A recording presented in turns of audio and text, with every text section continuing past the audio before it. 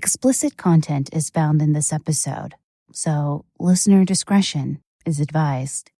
Before we begin this episode, I just want to make sure you guys know about the next Texas Podcast Union meetup. It's happening on December 14th at the Shipping and Receiving Bar in Fort Worth, Texas. So if you're in the area, come and hang out with us. You can find more information on the Facebook page for True Crime Fan Club. Just click on events and let us know if you're coming. If you're not yet already on our Patreon or Himalaya Plus, you are really missing out. Not only do you get ad-free episodes of both True Crime Fan Club and my other podcast, It's Haunted What Now, but you also get bonus episodes for True Crime Fan Club that are exclusive to Patreon. Oh, and you also get another complete show called TCFC Prime, which is completely listener-driven. So if you have a topic you've been wanting me to cover, then go ahead and join us on Patreon or Himalaya Plus and make your suggestion. TCFC Prime won't be heard anywhere else. So if you're interested and want to get even more True Crime Fan Club content, then head over and join us. Okay, so I'm always on the hunt for awesome new podcasts to listen to. And I wanted to take a minute to just talk about two shows that I'm extremely excited about and want to tell you about. So if you're a fan of True Crime Fan Club, then I think Crime Lines and Box of Oddities will be right up your alley. Crime Lines walks you through the true crime events, pairing captivating tales with clear storytelling. Host Charlie Whirl, my dearest friend, gives the most in-depth analysis by bringing in appropriate historic and cultural context to look beyond simply what happened and to consider the why. Download the Himalaya app, search Crime Lines, and enter promo code CHARLIE for your first month of premium content absolutely free. Again, search for Crime Lines and enter promo code CHARLIE, that's CHRLIE, for 30 days of free premium content. Oh, and another great show that's definitely worth your time, and it's super new to me, is the Box of Oddities podcast. It's hosted by the dynamic duo Kat and Jethro Gilligan Toth. So twice a week, the couple surprises each other and their listeners with stories of the strange, bizarre, and the unexpected, which is up my alley for sure. So download the Himalaya app, search for Box of Oddities, and enter promo code BOX, that's BOX, for your first month of premium content absolutely free. So here's the thing. What are you waiting for? Go check out Crime Lines and Box of Oddities on the Himalaya app today. And since I have dipped my hand into both true crime and the paranormal, I know that you guys will enjoy these shows. So make sure you check them out. Let me know what you think. Welcome back to the True Crime Fan Club podcast. I'm your host, Lanie. As the saying goes, everything is bigger in Texas. For one Texas mom, that was especially true when she went further than anyone to ensure her daughter had a spot on the high school cheer squad. Okay, on to the show.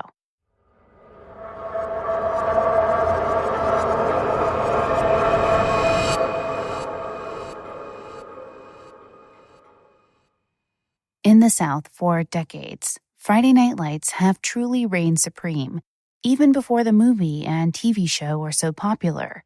For high school football players, it was a chance for glory, maybe with the end result of a football scholarship to some top-rated NCAA school. For other high school students, it was about getting a spot on the cheer team.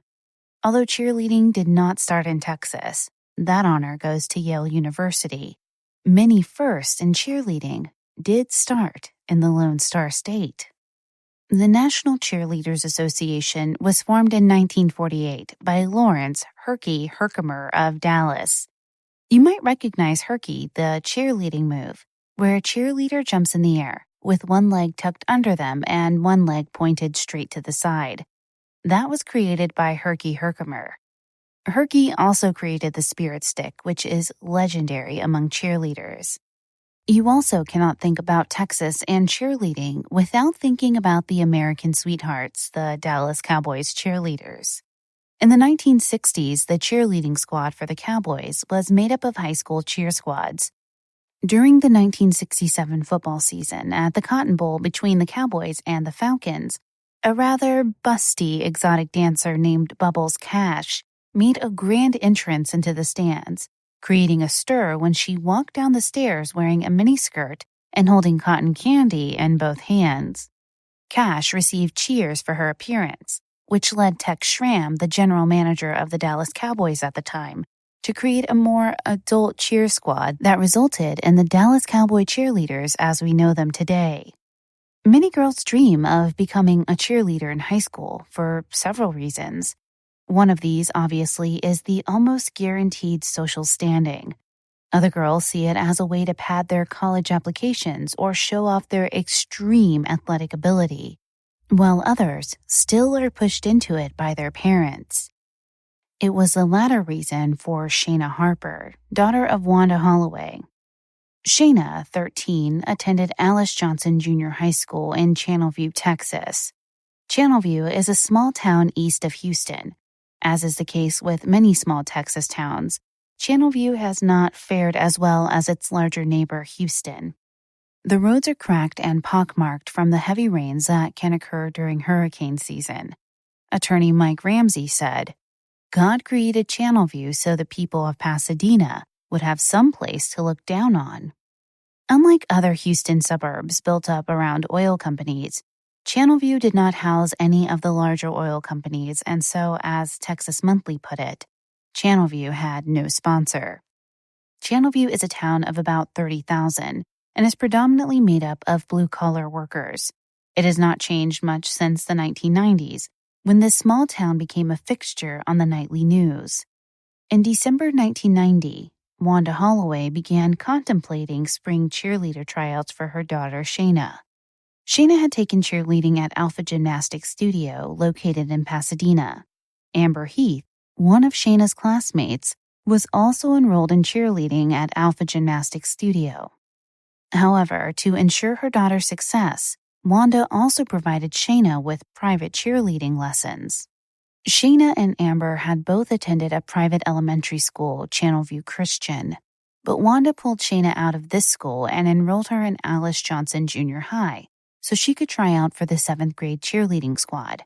Verna Heath had the same thoughts for Amber, but she just asked permission from both schools for Amber to attend the tryouts at Alice Johnson High School while missing school at Channelview Christian. Apparently, the girls had to campaign for their spots, and so during the 3 days of campaigning, Amber had met her new classmates and handed out flyers with peppermints attached. Wanda was not happy with this and complained to the school board, other parents, and really anybody who would listen. She tried to have Amber disqualified because she was not a student at Alice Johnson yet, but in the end, Amber was selected and Shayna was not. The next year, Wanda began planning months before tryouts. She called Shayna's father, Tony, and remembering the peppermint flyers, he suggested printing "Vote for Shayna Harper for cheerleader" on number 2 pencils and rulers.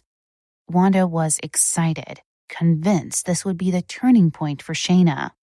Unfortunately, the day Shayna took these campaign items to school, Wanda found out that they would not be allowed, even though just a year before, Amber was allowed to give students a flyer with candy. Wanda was told by the vice principal that the pencils and rulers went against the school rules. Wanda told Shayna to continue passing them out, but the parents of other cheer candidates, including Verna, met and voted against allowing Shayna to continue in the cheer tryouts. Therefore, in late 1990, Wanda was determined that Shayna was going to make the 9th grade cheerleading squad. That's why, in December of 1990, she reached out to her ex-brother-in-law, Terry Harper, a man who had a few minor brushes with the law. What unfolded next was a shock to Channelview, but not to those who knew Wanda well, such as Terry and her ex-husband Tony. Wanda had become a member of the Harper family at age 18, right after high school. Wanda was a Channelview girl born and bred, and had always felt that everyone looked down on her, according to her first husband Tony. Wanda had grown up on the wrong side of I-10. Her father, Clyde Webb, worked at a concrete plant and her mother worked at the high school cafeteria. Wanda had a brother that was remembered more for being less than memorable than anything else. Wanda herself had inherited their father's spunk and work ethic. Wanda did her best to make her life a better one, which is similar to how her father worked with members of his church to start a new church when issues arose. Wanda was a good student, particularly in business courses, and stayed active throughout high school, but she was never accepted into the social circles she truly wanted to be in. She blamed this on her father's refusal to allow her to try out for the cheer squad or the dance team. Clyde, a religious man, was from a conservative era that did not believe in the activities of the cheer team, but mostly he thought the costumes were too revealing. When Wanda married Tony Harper, she married into a family that was a tad more prosperous than her own. The Harper family owned 3 gas stations and a clothing store. Unfortunately, that money did not pass along to Tony, who worked for the railroad, so Wanda had to be content with just her dreams again. Tony did not want Wanda working, and Wanda felt stifled by being a housewife. Finally, when her children were born, she felt a spark of life again. First, her son Shane was born, named after the main character in the movie, Shane. She loved this movie so much that when her daughter was born, she named her Shayna. Unfortunately, dreams and children cannot hold a marriage together, and the Harpers divorced in 1980. Wanda married again to an older, richer man from Beaumont, but this marriage was not destined to last either. After this divorce, she and Tony attempted to rekindle their flame, but what's done is done.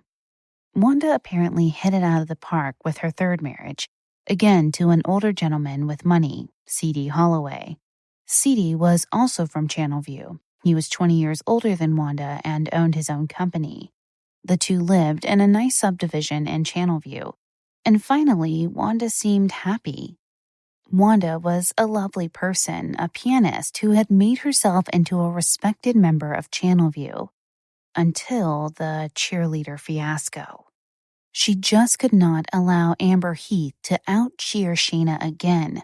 Wanda was determined to get Shayna on the cheer squad, no matter what the cost. Which is why Wanda pulled up to her ex-brother-in-law's mobile home in December 1990 and honked. When he came outside, she said she needed to talk to him, but not there. The pair met at a local convenience store where Wanda went into a long tirade against Amber and Verna Heath. Terry Harper jokingly said that she should have her rival offed, but thought no more about it until Christmas Eve, when Shayna handed her Uncle Terry a piece of paper and told him her mom wanted him to call.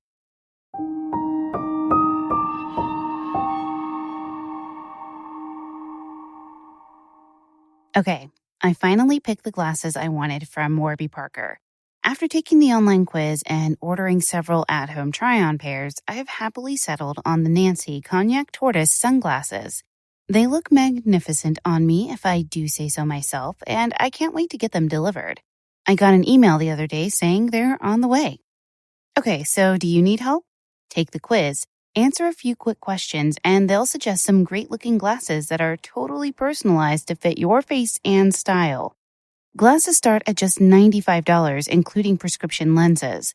Lenses include anti-glare and anti-scratching coatings. Blue light filtering lenses are also now available. If you have an iPhone X, make sure to download Warby Parker's app, where you can use their brand new virtual try-on, allowing you to try on eyeglasses, seeing the realistic color, texture, and size of each style, using just your phone. Technology is awesome. Just like me, you can order 5 pairs of glasses and try them on for 5 days. There is no obligation to buy. It ships free and includes a prepaid return shipping label. Head to warbyparker.com/TCFC to order your free home try-on. Take the quiz to find the pair that is perfect for you today. Let's talk pits. Your armpits, more specifically. I'm on day 1 of 1 million of using my Native deodorant in the scent lavender and rose. I love Native deodorant for many reasons, like Native is aluminum-free, safe, and effective. They never test on animals, and less is more with Native. They have fewer, simpler ingredients, so you know everything that's in the deodorant. If you decide to give Native a try, they do offer free returns and exchanges in the U.S. For 20% off your first purchase, visit nativedeodorant.com. and use promo code TCFC during checkout. As you may remember, a few weeks ago, I discovered Everly Well, the amazing at-home wellness test that helps you better understand your health. I received my Everly Well at-home lab test and tested myself for food sensitivities. I received the results, and I have some sensitivity to asparagus, egg whites, and chicken. Who knew? Everly Well has really given me a positive new outlook on my health. Each Everly Well test comes with super easy to follow instructions. Every test is physician reviewed and the shipping is free. Your results come from certified labs and they are sent directly to your mobile device so you can easily view and share them with your healthcare provider. I'm going to try an elimination diet to see how it helps. So to start better understanding your health like I did, check out Everly Well today. For 15% off your Everly Well at home lab test, visit everlywell.com/TCFC and enter code TCFC. That's everlywell.com/TCFC. Code TCFC for 15% off your test. Everly Well, at-home lab test, your answers, your way.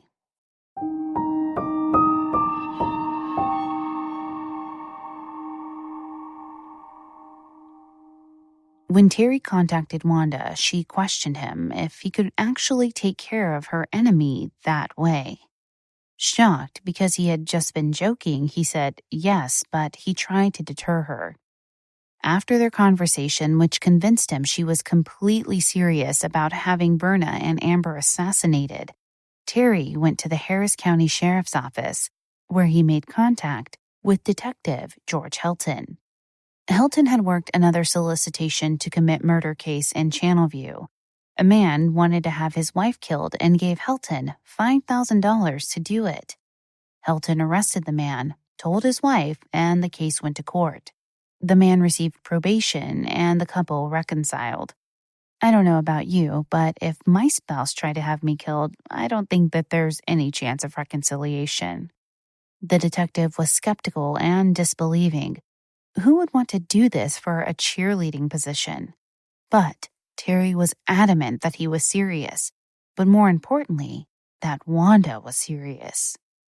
So Sergeant Flynn Blackwell and Detective Helton wired Terry to record conversations with Wanda.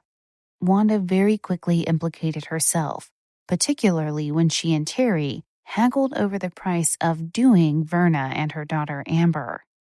Terry explained that finding someone to kill a teenager would be hard, to which Wanda snapped, "But Terry, you don't know this little girl.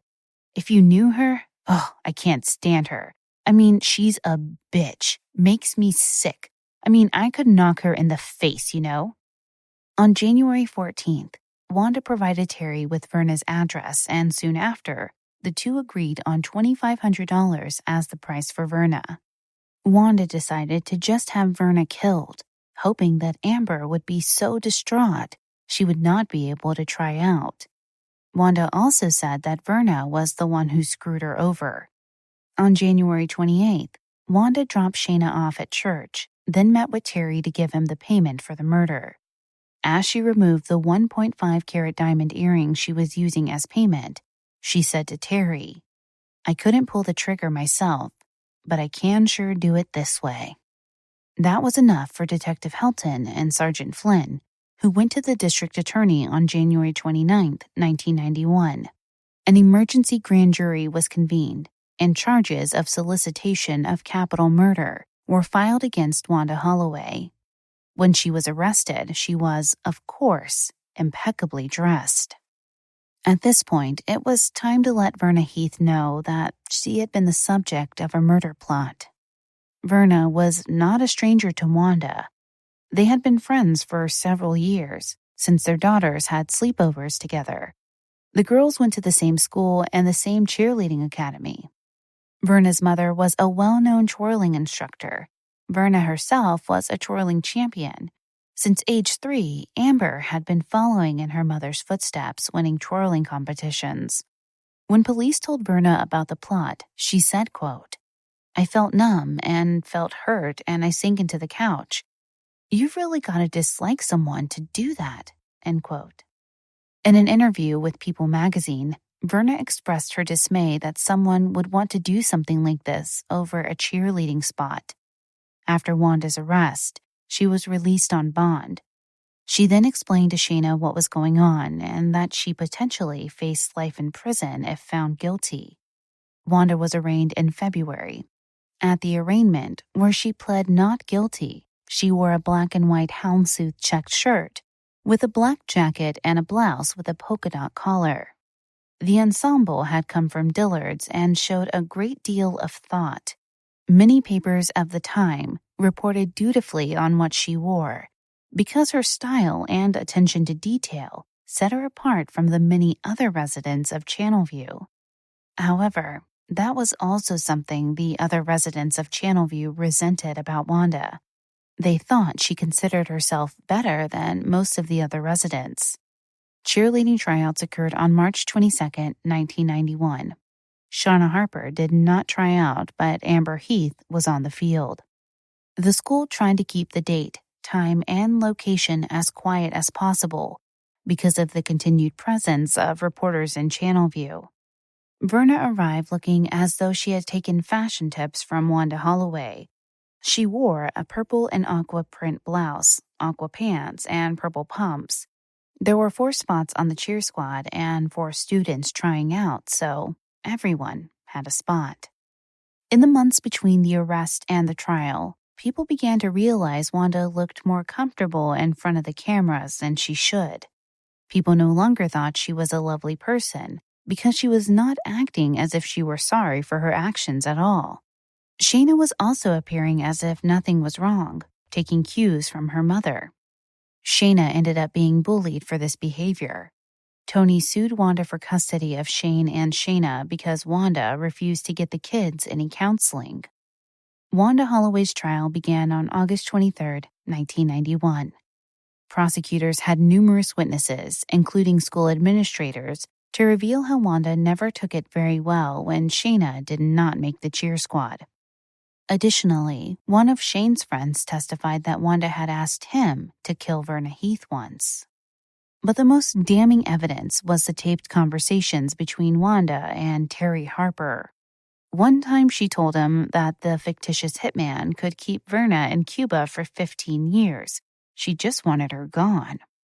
The defense tried to turn the tables on the Harpers, saying that the brothers had plotted against Wanda to get rid of her so Tony could get custody of the kids. The defense brought up Terry Harper's police record, but the prosecution had openly discussed it, making it a non-issue. Wanda did testify on her own behalf, and she said she had not meant the things she said about the Heaths. She sobbed that the murder plot was Harper's idea, but that she had made the mistake of not telling the police about his plans. However, the jury did not buy it, and on September 3rd, in less than 2.5 hours, they found Wanda guilty of solicitation to commit murder and sentenced her to 15 years in prison. One juror called this poetic justice, since Wanda had said that she wished Verna could be sent to Cuba for 15 years. What the jurors did not know about the sentence was that Texas law allows convicted felons with a sentence of 15 years or less to post an appeal bond, making a conditional release possible. Wanda posted a $75,000 bond and barely spent a day in jail before her sentence was appealed. Weeks after her release, Wanda and Shayna appeared together on The Phil Donahue Show, which was a show similar to Dr. Phil back in the 80s and 90s.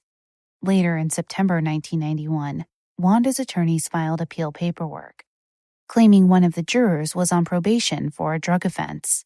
In Texas, you cannot serve on a jury if you are on probation. Juror Daniel Enriquez had checked yes on the paperwork asking if he, a family member, or a close friend had ever been accused or convicted of a crime.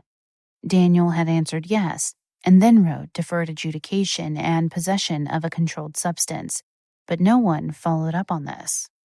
Wanda's sentence was overturned based on this, and she was granted a new trial. However, she pleaded no contest and served 6 months pulling weeds before she was released from prison and finished her 10-year sentence with probation. Wanda had made several appearances on TV and radio talk shows throughout this ordeal, before she faded back into a quiet life in Channelview. There were 2 movies made about this incident. The Positively True Adventures of the Alleged Texas Cheerleader Murdering Mom was released by HBO and starred Holly Hunter as Wanda Holloway. Hunter won an Emmy for her portrayal as Wanda Holloway.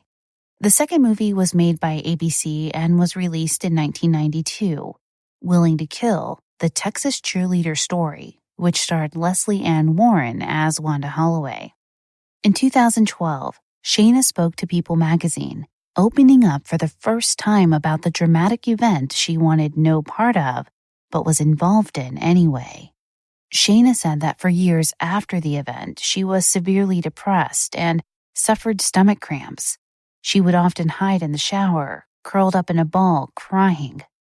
Shayna said that she and her mother never spoke of the event and acted as if it never happened. Shayna and Amber still had classes together in high school, where Shayna just had to act as if nothing was wrong. When Shayna made the dance team in high school, Verna was brought in to choreograph a dance. Shayna immediately quit the dance team, mortified. Shayna teaches English and is a mother of 2 sons. She and her mother have a good relationship now. Shayna asked her mother why one day, and Wanda replied, "It was a mistake. I was wrong. If I could take it back, I would, and I'm sorry." Verna and Amber are both legal insurance representatives. On her website, Verna openly discusses the event and how it actually led her to legal insurance. Verna and her family sued Wanda Holloway for an undisclosed amount, but it appears the case was dropped. Verna also discusses on the website how HBO sued her. Amber has 3 siblings, and they all have children. Terry Harper died in 2005, which brought the case back into the local headlines for a brief period of time. Okay, fan club members, as I conclude this episode, my one question to you is, how will you sleep tonight? Thanks for listening. If you enjoyed this episode, please be sure to leave us a positive review on Apple Podcasts or your podcast player of choice. It really does help us out. You can find us on most social media platforms, Twitter @TCFCPod, Facebook.com/TCFCPodcast. You can also find us on Instagram, TCFC_podcast. And of course, our website is truecrimefanclub.com. If you have an episode request, send us an email, tcfcpod@gmail.com. This episode was produced by Nico, who manages We Talk of Dreams, and he created this awesome custom music just for us.